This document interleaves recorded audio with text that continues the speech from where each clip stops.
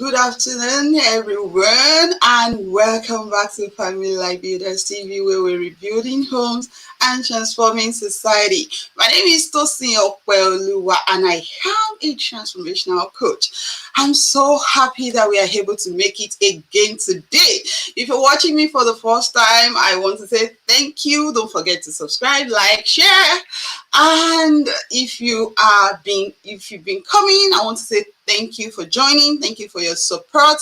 For those who will be watching the replay, I want to say thank you as well. I really appreciate you. So today I have with me in the studio my friend, my boss. Oh my God, she is an awesome person, and we are going to be sharing a lot of transformation tips with you today. She's right here with me in the studio. Grab a cup of coffee, a cup of tea, and get ready for it. And I'm going to play this short music from my friend. If you are yet to listen to it, please go ahead and go get your copy. So, and after the music, I'm going to introduce my guests. Joy will always come in the morning. Joy will always come in the morning. We are the light. We are the light to keep on shining. We're free to lift our hands and we worship. Free to lift our hands when we worship. With a shout of praise and rejoice, rejoice,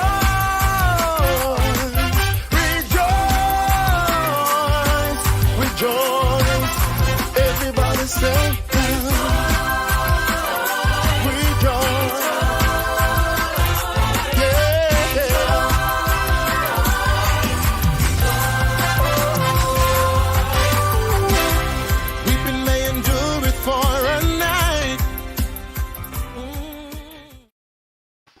All right, so I have Madam Lanre with me in the studio.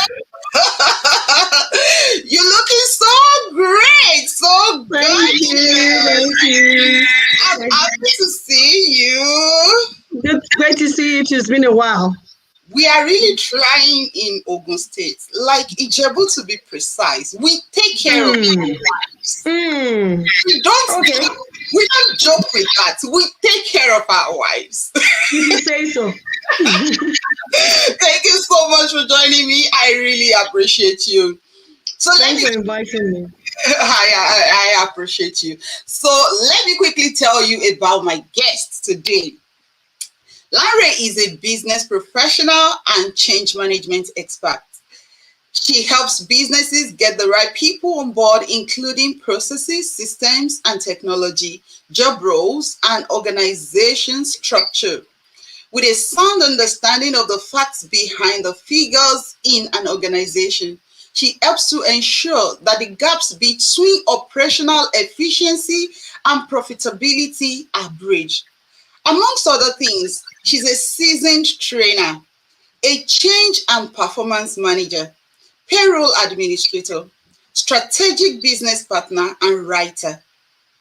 What's her specialty? Her specialty is in change management, human resource management, performance management, economic analysis, financial analysis, financial planning, accounting, financial reports preparation, tax and pension management, and creative writing. Welcome with me today, Lanre Lakunle-Oseni. Thank you so much for joining me. I really appreciate you. Thank you so much, sis. So, how do we start? Where do we start? Anyway. So let's start from here. There are some things that I've seen generally in our world, and I've heard so many things from you. I've seen you as a woman who has developed character as at the time I knew you. Now, and you are intentional about everything. In fact, there are so many things that I picked from you. That includes the aspect of keeping relationship, the aspect of savings. I'm not sure there is anything we don't talk about, in the office. Yeah. It was a fun and memorable time for me. What will you say? What was that? The power behind that? Who taught you that? Did you just wake up into that growth, or you just somebody taught you, maybe influence of grammars, or tell the people. You know yourself, and even from your response, it's apparent. So, for me, I grew up with a lot of people who were older than me. As a matter of fact, when I was about 10, I think the youngest person in the house was about 60.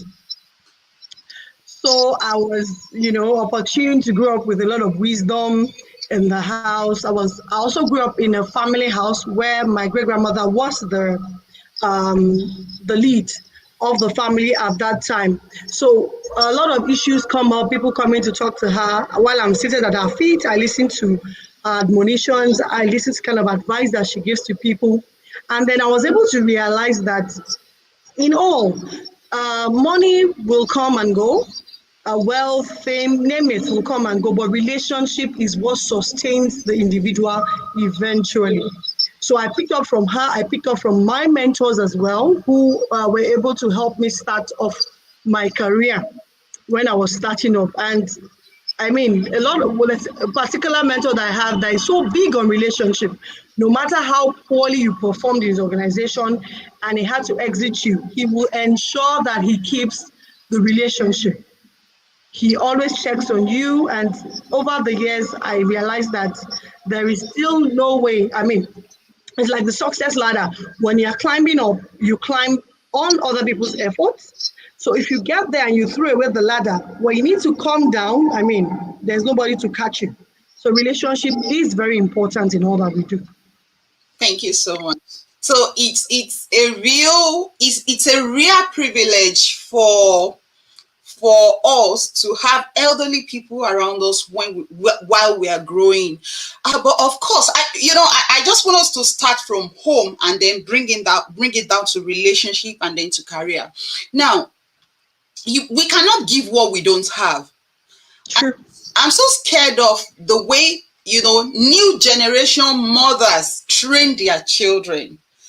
It's worrisome. And I think it's probably because the generation that trained these moms are purely different. What do we do? How do we fix that? Is it possible for us to fix it? Okay, what I always say to people is when you say the society is degrading, I mean, there's so much decadence and everything, I tell people, what is the smallest social unit? Is the family, right? So everything starts from the home. Character building, values, culture, your introduction even to the outside world. The first citadel of learning is the home, where the kid begins to learn from the parents informally. So you cannot pour from an empty cup. It's whatever you have that will come out. So a mother that does not have values or morals, I mean, what do you expect her to give to the children? So you have to have what you want to give. That's important. However, because there's been an issue from the background does not mean that is the end. And that's why the beauty of the African society comes in, where it takes a person to have a child, it takes an entire village to raise the child. When I remember way back then, you are afraid to misbehave in certain places because before you get home, the information would have gotten home and you'll be properly dealt with. As a matter of fact, there's a neighbor of ours that, we like to play hopscotch as children. And then when our parents are out, we are, making the marks and they're hopping around. Once we see him approaching, he will not wait to report you to your parents, how dirty you were looking. He will treat you right there. And that's the culture we're looking for to bringing back into the African society, where everyone is responsible for the well-being of every other person's child and not mind your business. And also for the parents also to not say, don't discipline my child, don't correct my child, you know. That's what brought us to where we are now, where you have a lot of people that looks as if, I mean, it's like there's no shame, there's no more values. Everything is as if it's been written over by the new normal, where everyone says it's my right, I have a right to this, I have a right to dress anyhow I want. And I tell people, if you have a right to dress naked, your molesters will also think they have a right to molest you. So decency is key in all that we do. Thank you so much. Thank you so much. That's deep. So I'm gonna move. I'm still in the arena of family. I'm gonna move towards in-laws now. I'm still on the issue of rights. I'm picking from the issue of rights. So there's this. I think I read the story somewhere that the wife told the mother-in-law that the children are not her children. So, look, my children are not. So I'm going to say the way the wife said it. My children are not your children. So I have the right to train my children the way I want to train them. Something is wrong with this generation. How do we undo sin like that? How do we remind these people that?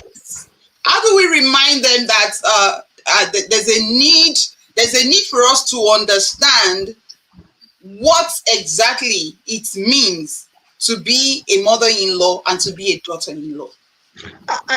If you ask me, I'll say that relationship has been faulty from the foundation.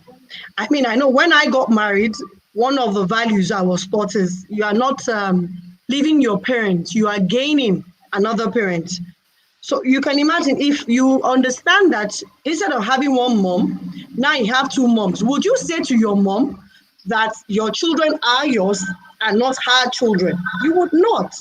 So it shows there's a faulty relationship between the daughter-in-law and the mother-in-law, and that's why she could say that to her mother-in-law. However, we can fix that relationship. Whatever the issues are, I'll just suggest that both parties sit down and they begin to thrash things out. There is no way you will have a child and you say to your mother-in-law, it is not her child. The man who you had a child with, who gave birth to the man? I mean, when you go to your husband's house, you didn't meet children there, did you? Neither did you bring in children. You met children in that relationship. So if you have agreed that woman is his mom, then the children are also her children in extension because of the relationship. But that kind of statement can only come from a faulty relationship. So we need to fix that relationship. That's very essential. So we'll go on a short break, and when we come back, we'll dive into the aspects of career. So stay with me.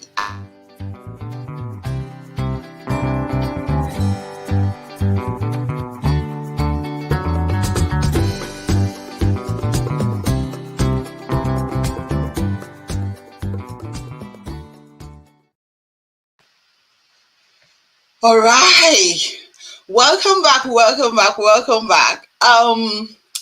Let's look at the aspect of career, and I'm going to pick it also from family aspects. So a lot of women, or let me say it this way, I saw something during the week. I saw a picture. I can't remember if I saw it on your status first or from someone else's status, then I put it on my status. So this picture, the picture I was talking about was saying, this is the girl when she was your girlfriend. Yes. And the girl when she was your wife. Yes. It got me thinking. And, and somebody said something underneath and said, well, that was the way her parent treated her. This was the way you treated her. But a lot of men have said they have treated women badly because they feel they are not empowered. And so women are rising up and going back into wanting to come back into the workforce. And now they have stayed at home for a long time. They don't even know what is going on out there. How will they start? Because I believe that when they are empowered, when they start bringing something to the table, I think things change. They earn more respect. So how should they start? A lot of women are frustrated. When you get married, you want to, the priority of most African families is to have babies first, which is very okay. And then, the only thing those women get for helping start a family is,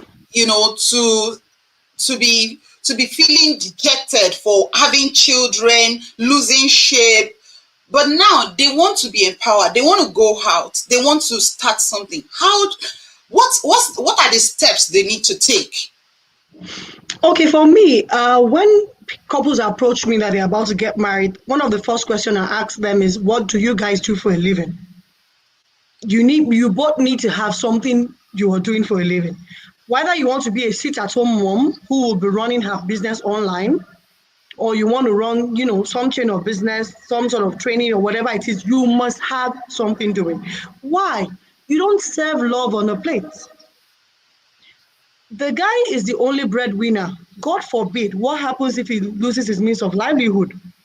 You are there, and at that time you may have children. What will they feed on? No one feeds on emotion. I mean, we wish we could. Why? Because he loves me. All the needs will be met. That is one. Then two. So now you have taken the steps back. You have made the sacrifice of leaving your career to raise children, to stay at home, and that's fine. But we are ready to get your life back. So you're taking your life back now. So you have to take an assessment, a self-assessment. Who am I? What skills do I have? What are the things I like to do? What sort of relationships do I have in existence that I can leverage on?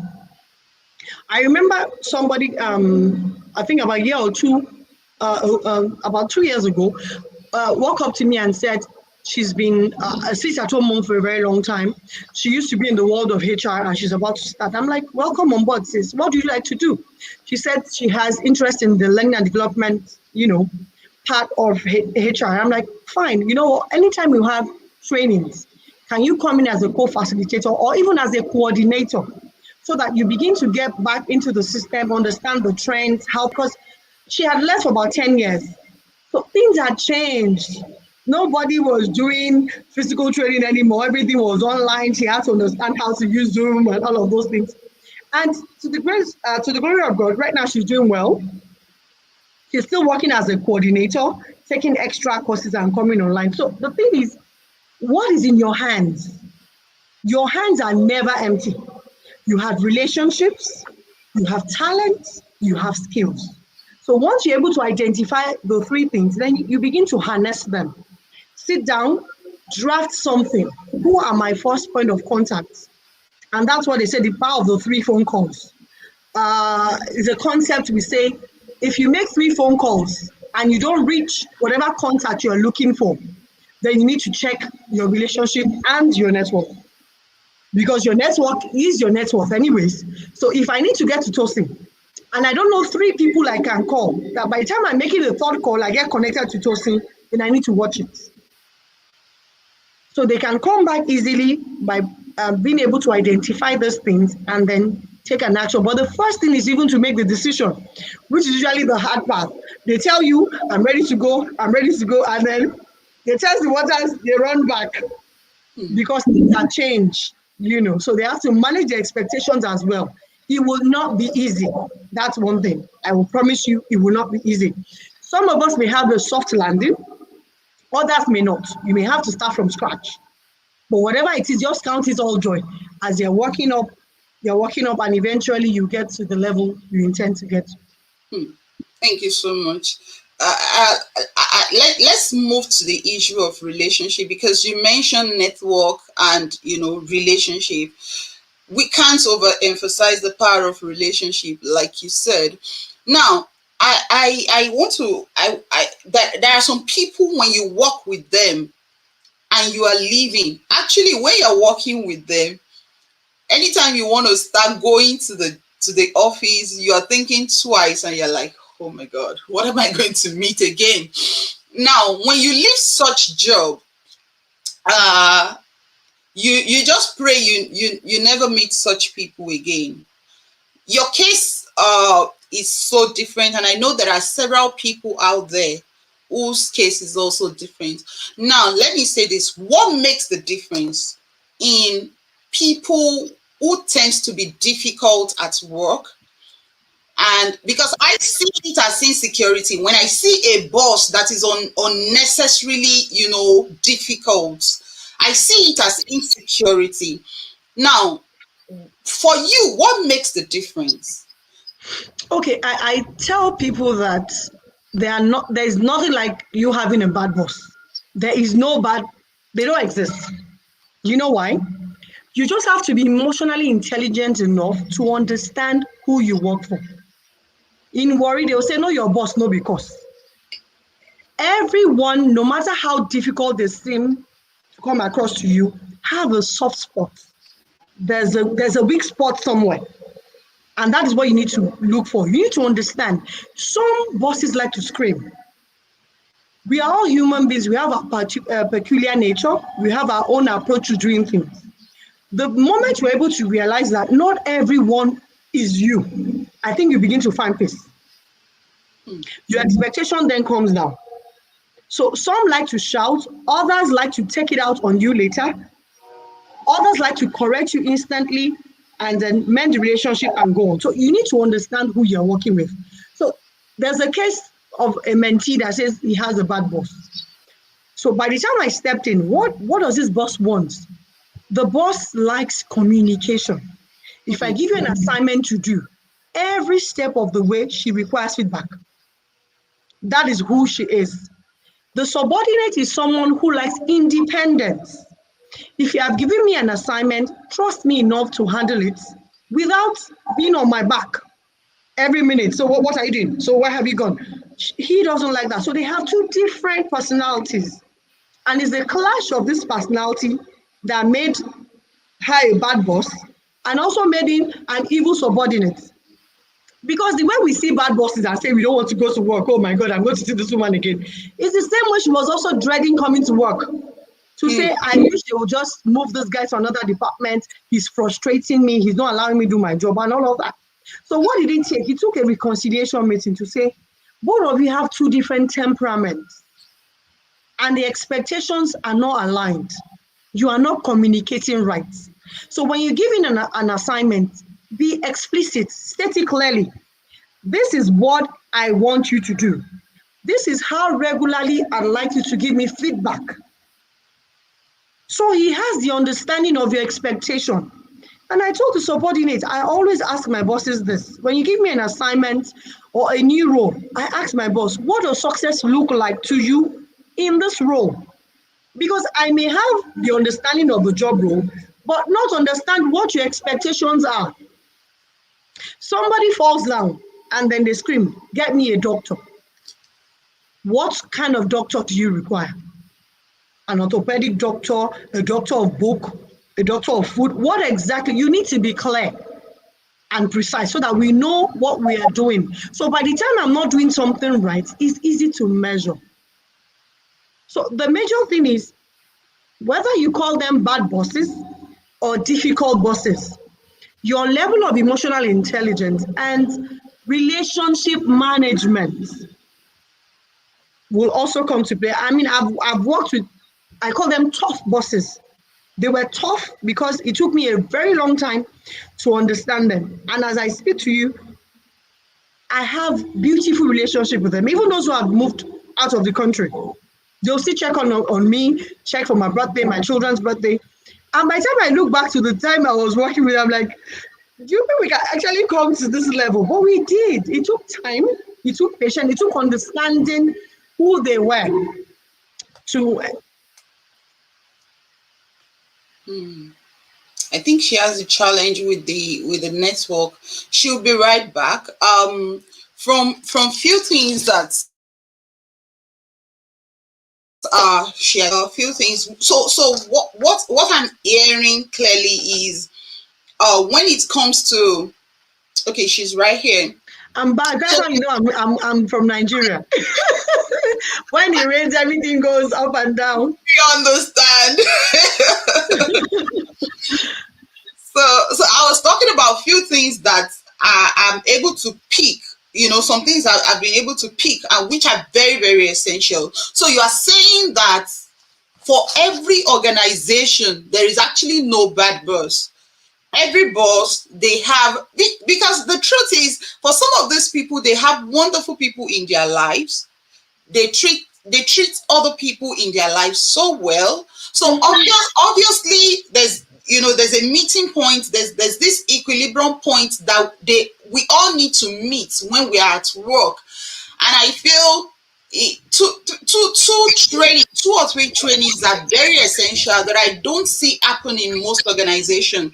And that's the space of emotional intelligence training, relationship management, and communication for clarity. I think these are very, very, very essential.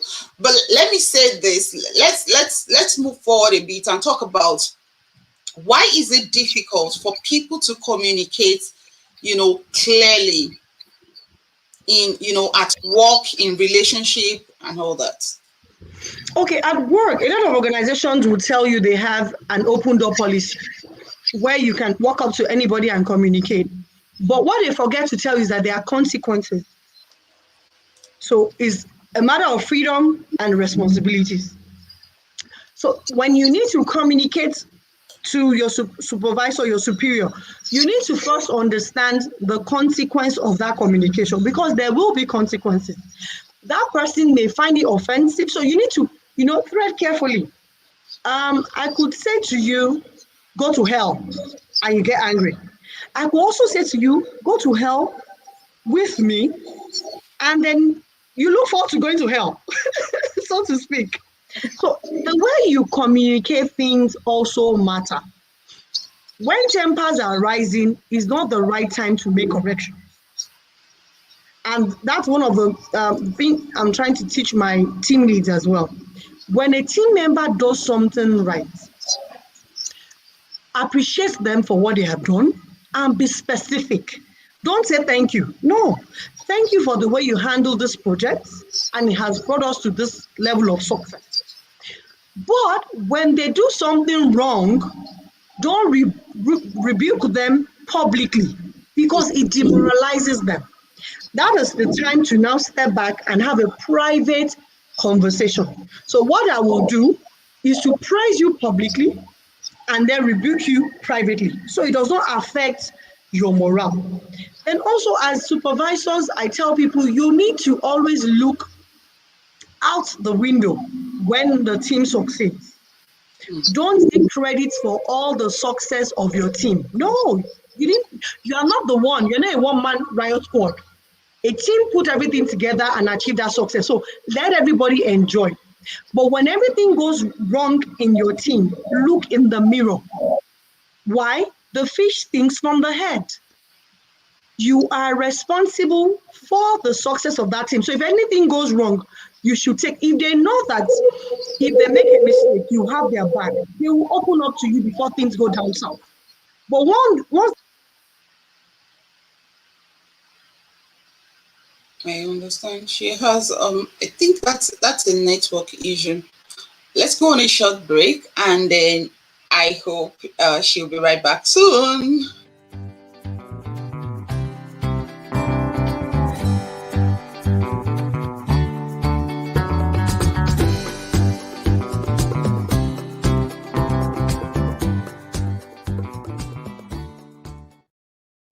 Yeah, welcome back. So sorry, it's actually raining, so the network is a bit unstable. We understand. So that's why I keep going in and out. So the thing is, as the supervisor, you're responsible for the success of your team. So the same way as the subordinates who plans to grow through the ranks. there is a way to communicate things to your boss. Don't always come off as offensive. Don't always come off as defensive. Some people don't know how to take feedback. This is what I think you have done wrong, and this always provide an alternative. You could have done it this way to achieve this level of success. If you do it that way, they would see you as helping them to grow, and not tell them how you are very stupid, you are foolish, and you already knew you couldn't. No, say words to people that you like them to say to you. If the roles were interchanged, when we're working together, we always say something to candidates when they come in and they are all tense. We say to them, it's opportunity that brought me to this side of the table and you on that side. And we could switch sides at any time. And believe you me, over the years, we have switched sides. I've gone to pitch for businesses and I've seen a candidate on the other side and the person is saying, please, I know them is working, please sit down. You get, because of how we had treated them in the past. So just treat people the way you'd like to be treated and everybody will be fine. Awesome. And I'm going to get into the next question. Even with that, I know she's going to come back shortly. And I was thinking about, let me just give you a little story about how I met her. So I was going to try and, find a job. I was doing something else. Then I was trying to find a job. And in the process, my sister-in-law connected me with her. And, and that was how I started learning. And I learned so much from her. Now, about treating people, I told someone, and I keep telling people about it, if I have cause to say it, I said she was the only pregnant person that was not saucy, that I've seen, that was not saucy. There might be other people, under pressure, that we have 300 candidates, and this woman was pregnant and having food beside her, and was not saucy, was not aggressive, and I'm like, wait, what kind of a person is this? Let's talk about this. They said treating people, you have to treat how to treat you. Now, when people are trying to teach others how to treat them, it looks like you are asking for your rights. But when people ask for their rights, the society label you as a rebel, especially a woman. What do you think? What do we do? Yes, they will label, some people enjoy to talk people down and trample on other people. And the moment you're able to stand up to them, they're like, they know they can't do it anymore. So they also fight back. And that's why they label you as a rebel. So, and that's why communication, management comes in as well. If I say to you, Tosin, in your life, don't ever treat me this way. I've communicated my anger, right? If I also say, Tosin, can we have a talk? The way you spoke to me yesterday, I really did not like it. It affected me. As a matter of fact, I really had a bad day. If I had done something wrong to you, I'd appreciate if you had called me, and we had a one-on-one chat. Have I not also expressed my grievance? You have. So you will not mince words when you need to demand your rights. But you will also not descend so low to go to the level of the person who was dragging you to do that. No. By the time the two of you start shouting, it becomes a madhouse. So no matter how right you seem to have been before, both of you are now on the wrong path. And then I tell people, you don't also tell people how to treat you. You show them how to treat you. How do you even treat yourself? If you look at cases of bullies, a bully will always prey on somebody that has self-esteem issues. They usually will not go to confident people because as they are bringing it, like, no, sorry, please, I don't want that. But when they go to you and you're like, you are fidgeting and all shaky and all of that, they tend to now pick on you on a daily basis. So you also need to develop your own self-esteem. You are worthy. Express your confidence. Let them know I'm not on this seat because somebody put me there. I'm here because I am capable. Once people see your level of confidence, it comes to some sort of level of respect. So when the society tells women you belong to the back, I'm not of those that will be shouting and say I belong to the front. No. What do? I walk my way to the front, to the podium. In fact, I'm not even in the front. I'm on the podium where I'm speaking to you. And I will ensure that what I have to say is what you be interested in listening to as well. So you're communicating right. You are saying, don't put me in the kitchen. I will cook because it's a survival skill. You also need to cook because you need to feed. Otherwise, you eat out. And then you are pulling your own weight. Women are bullies. Women are this. Women are that, because they've had to fight for almost everything they have in their lives. Ibadan is a city you are very familiar with. And then we have this, means of transportation called the Mikra cars. If there's anything that you will have experienced as a woman who has a car, and God help you if you have a Porsche car and you are driving on the streets of Ibadan, and this Mikra will always sneaking, they come in front of you without trafficking, and you're like, you didn't even ask for permission before sneaking. The first thing is what? You're a prostitute. They label you. Yeah. And then what I do? I move close, I whine and say, God loves you. And we all start laughing. Because I will not descend low to your level. You have a mom, you have a wife, you have daughters. If they are not prostitutes, why would I be one? So definitely you're having a bad day.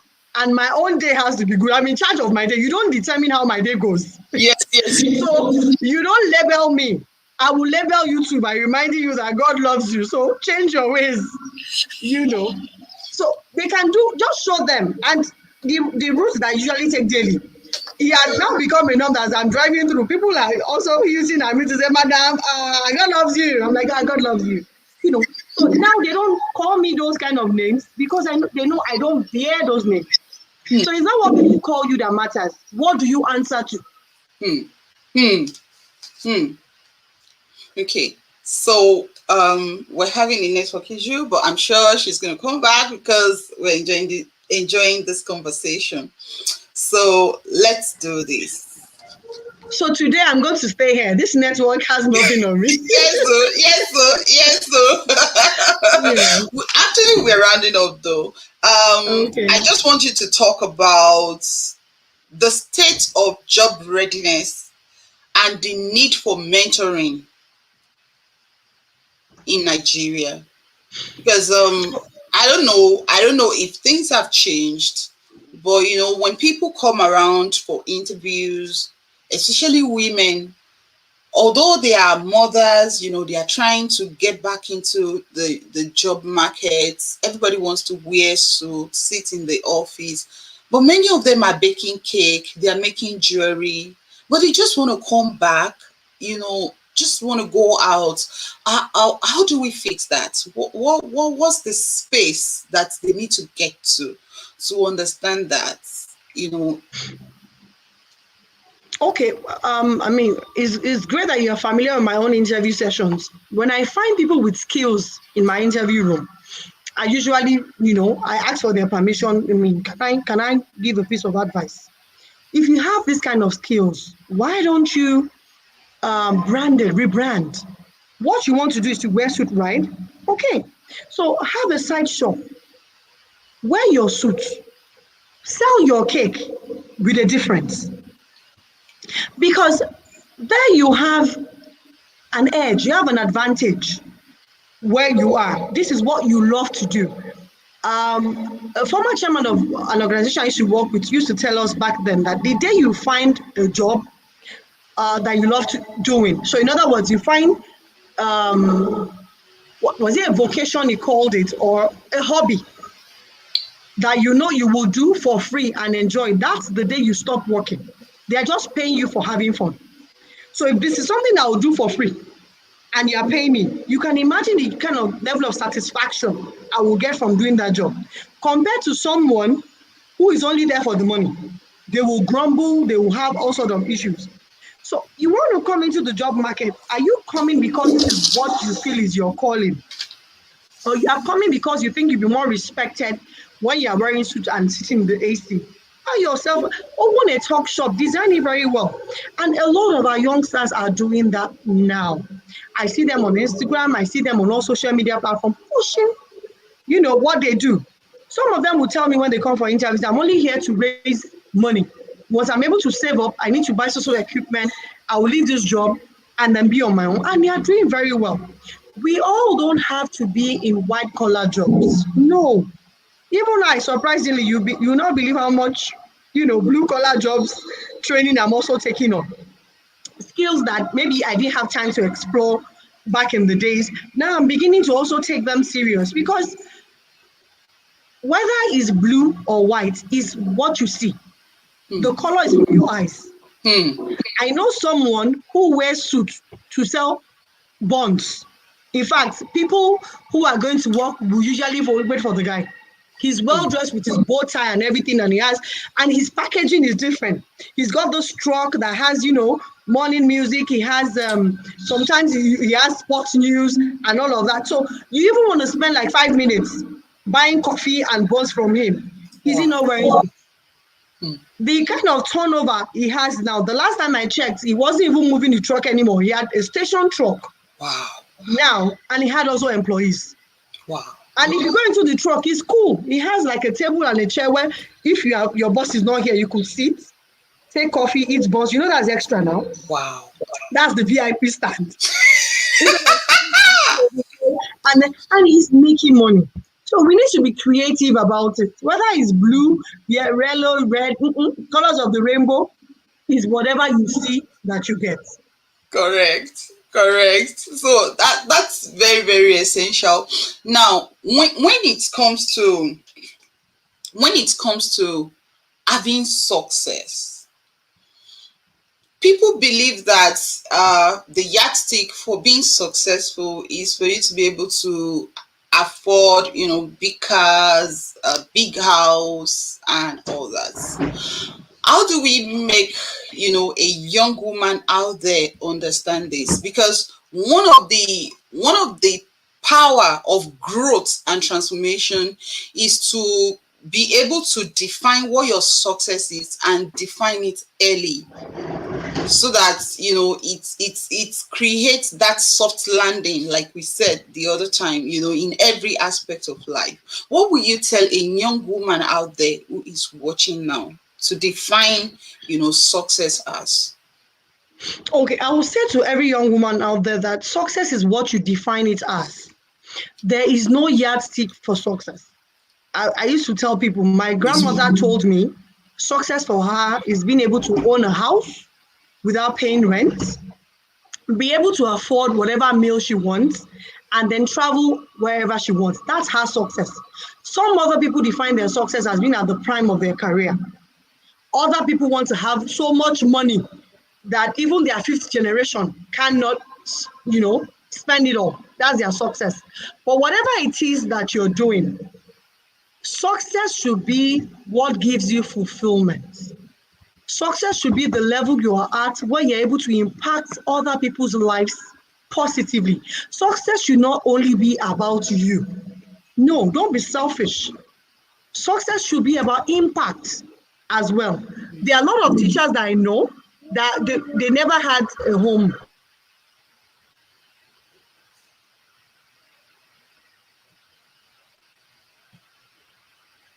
Hello? They never had a home of their own. Can you hear me now? Yes, I can hear you now. Okay, they had a home of their own. They never owned cars.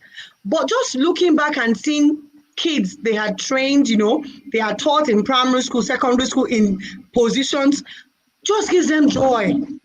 They look at them and like, he was a little boy in my class, and just developing people is success for them.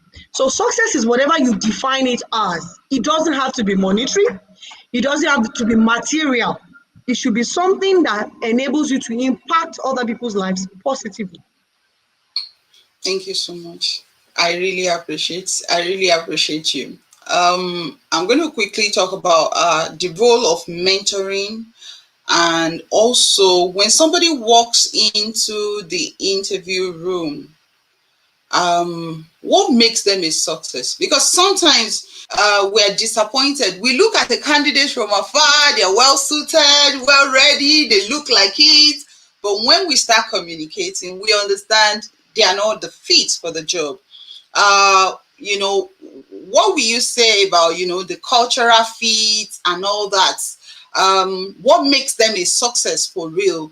For any young woman who is getting set, getting ready to go for an interview tomorrow?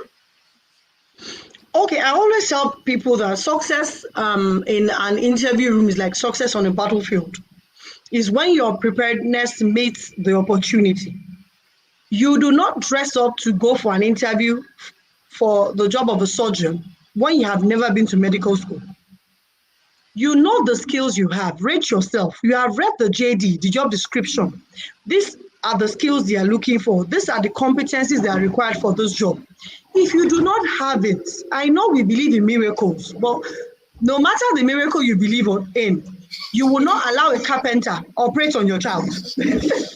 So it will not work. Correct. It will not work. You know what you're suited for. Apply for that role. And when you are not suited for it, that's where the role of internship comes in. Nothing is bought from heaven. They said the mind of a child is tabula rasa, is all plain.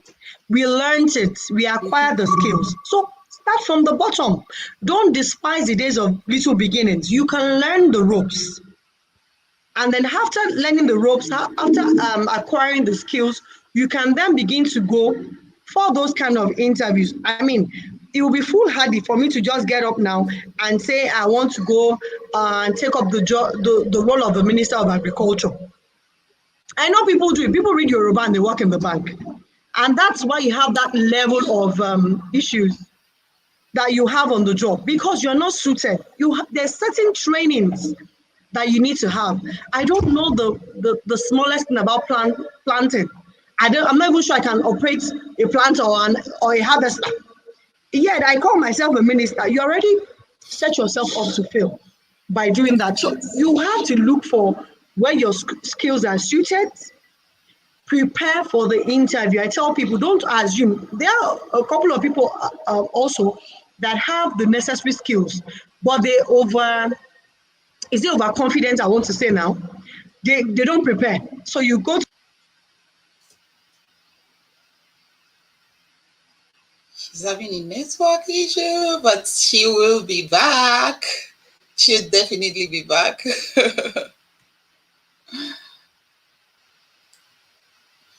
Okay, so while she's preparing to come back, They go for the interview, and you get there and they're asking you, so what makes you suited for this job role? And he says, I'm a graduate. Why? Because he hasn't even read the job description. He doesn't even know what the role is about.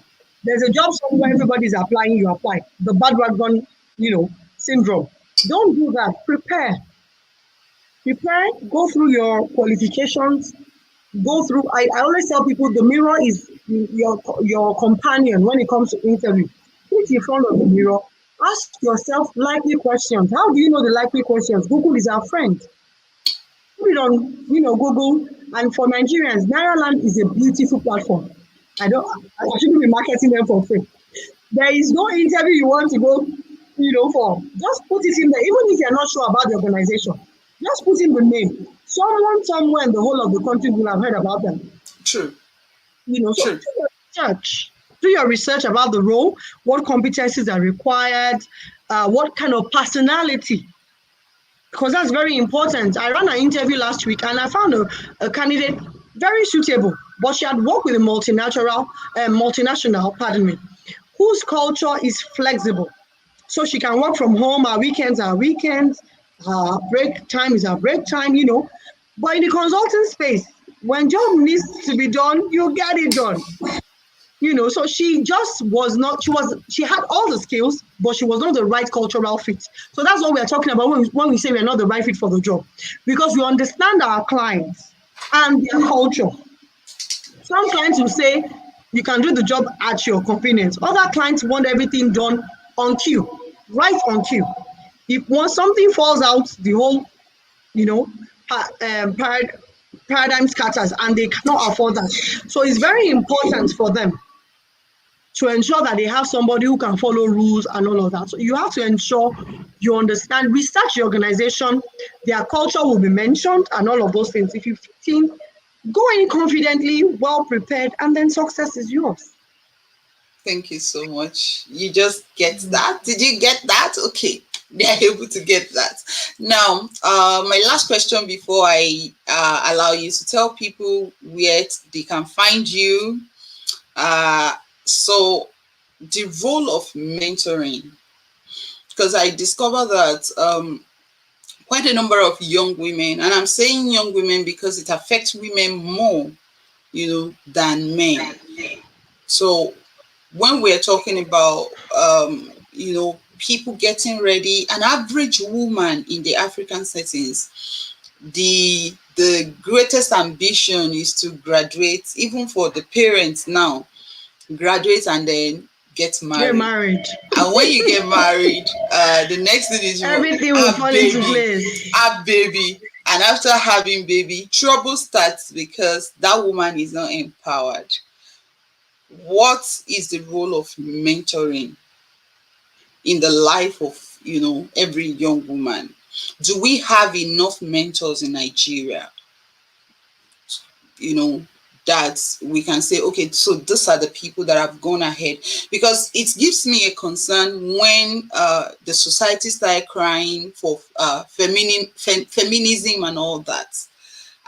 You can't fight this battle without mentoring these women to save themselves, because I discover you can't save anyone. People have the capacity to save themselves. True. What's the role of mentorship? What can we do better in Africa? What can we do better in Nigeria? So for mentoring, you cannot go wrong with the right mentor. Mark the words right.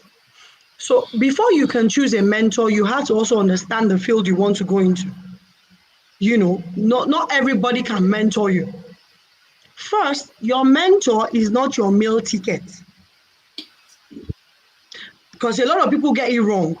Your mentor is not your servant. They will not do the job for you. So whether it's on the job, whether it's spiritual, whether it's social mentor, whatever it is that they want to mentor you on, they are there to provide guidance to you, to say that I have walked this path before. You have ditches here and there so that you don't fall into the ditch. This is how to walk the tightrope. That's what your mentor is there to do, to guide you. Do we have enough mentors? Yes, we do. Do we recognize a mentor when we find one in Africa? No, we don't. I speak to a couple of young people recently, and they were telling me that, who are your mentors? And they were mentioning public figures, on social media and the entertainment space. And then I asked them, what happened to your mom? Is your mom not your mentor? What happened to your elder sisters? Are they not your mentor? Look at, in terms of marriage, you have couples that have been married for 40, 50, 60 years. They are not your mentor. But some aspire to perspire speaker who is not even married is your mentor in marriage, because he tells you things you want to hear. And I think that's the major problem with mentoring. People go to their mentor thinking they will support whatever dream you have. It is not my duty as a mentor to support every dream you have. It's to help you analyze the dream. Some of them are foolhardy. They are not dreams. They are just foolishness. So when you go to people that have married 30, 40 years, they will tell you marriage is not going to be smooth. You don't want to hear that. You want to hear someone who will tell your husband should do the dishes, you should back the baby, you should go to the market because you are equal. Some husbands will be able to do that because they are skilled that way. Other husbands will not be able to do that. They will do other things. Does that make them bad or a weakling or a failure? No, it doesn't. Everyone is different. Every individual has their own strength and weakness. True. And the earlier we're able to identify that, the better. So even I sometimes make people go through certain levels before I take them on as a mentee. Because I've had people come to me asking me to mentor them because they have a lot of workload and they think they can push it to me to do. I mean, they'll just send it to you. Ma, I have this assignment. Just help me do it. I'm like, no. My role is to teach you how to do it. So that next time you don't come to me except you have one or two things to share. Not to do, because if I begin to do it for you, you will not grow. True. So if my own mentors had done the job for me, you will not come to me because I don't know anything. True. I won't know how to do it. True. So even in marriage, you are mentoring them. Be submissive, be respectful. It's mutual. We are not saying become a slave. We are saying there's a way the woman's body is structured. There's a way a man's, life is structured. We are to complement each other. That's the word. So if your husband is skilled with, cooking and house chores and everything, fantastic. We'll clap for him. If he's not, but he likes to do laundry, he likes to do, because he did not cook, does not mean he's a bad person. Find some sort of balance. True. And then even at work, you want to move to the next level of your career. It's time to do presentations. It's time to do this. It's time to do write-ups and all of that. And you go to your mentor and they're asking you, why are you doing this? I say, that's what's raining. That's what's trending. And I said to you, you can't do things because it's raining and it's trending. You will lose steam. Your heart is not in it. You don't have passion for it. And a lot of people don't like that kind of feedback. So even the mentors now are beginning to step back.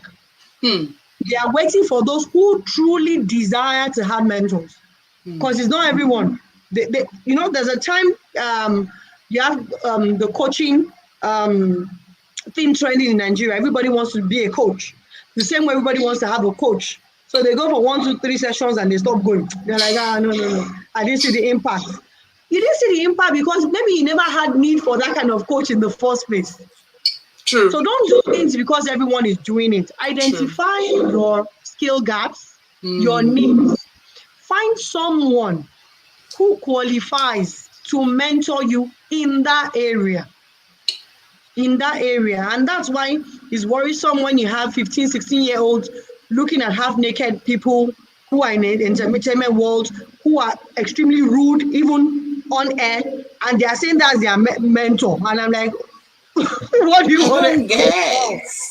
You get. So even as parents, as elder siblings, we also need to become approachable. Because that's one thing I found out. They want to go to their moms and their sisters for advice, but they are afraid of the consequence. If I'm in the university, I'm my 3rd year. If I say to my elder sister, I'm going clubbing with friends, she will tell my mom, and then they will discipline me. So I'd rather go to a school mommy who sleeps virtually in the clubs. And then they begin to get, they are derailed. Academic performance begins to drop because their concentration and attention has been drafted to something else. So we also need to, I know we're Africans and we love to do tough. We need to calm down. Be calming down. We need to be calming down. So that you're approachable, they can trust you to confide in you and they don't make the wrong moves. Thank you so much. Thank you so much, sis. I enjoy myself for one, and I want to say thank you so much for coming. I did not take you for granted. Thank you. We have been able to draw out a lot of wealth of wisdom from you. I know if we have to keep, talking, we will have a lot to still talk about.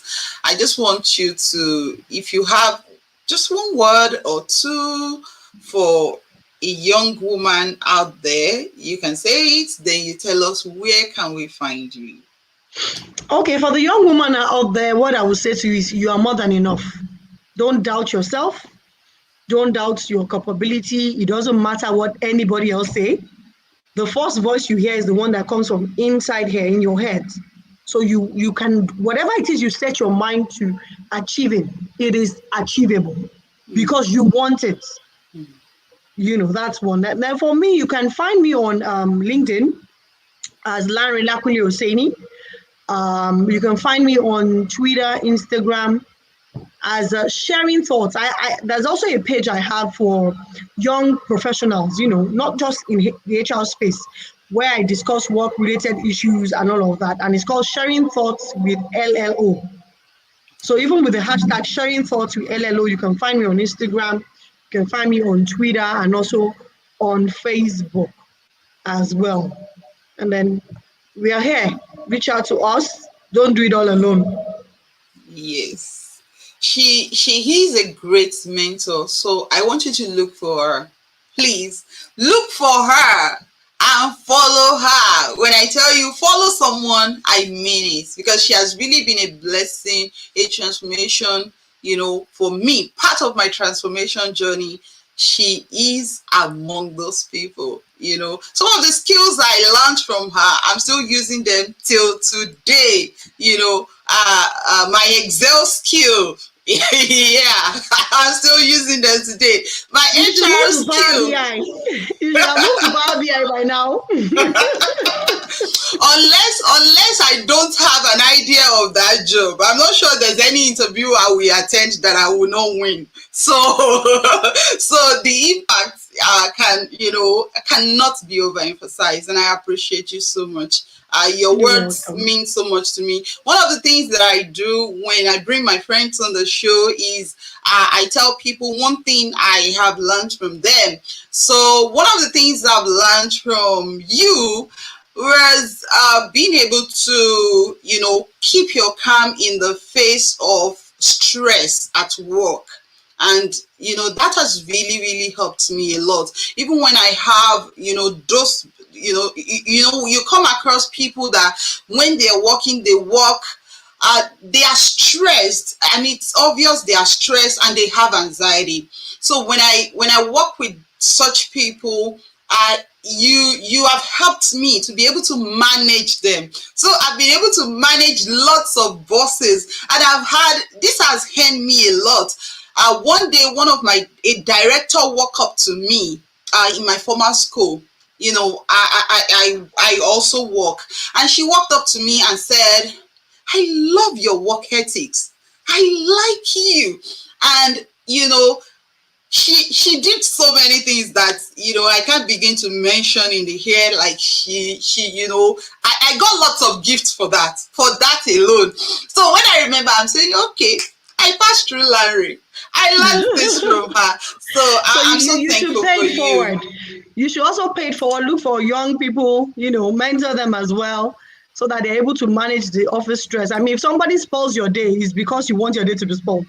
Be in charge of your day. It's my emotion. You can't live rent free in my head. No. True. It can't be. I won't allow you in my space. I call it self-differentiation. Everybody needs to get to that space of self-differentiation, where you'll be able to detach your emotion from other people's emotion, so that what is going on with them does not affect you. Thank you so much for coming. I really celebrate you. So thank you, everyone. Thank you for joining us. I want to say a big thank you till we come your way again. Keep becoming a better you, because things work when we work it. Bye for now.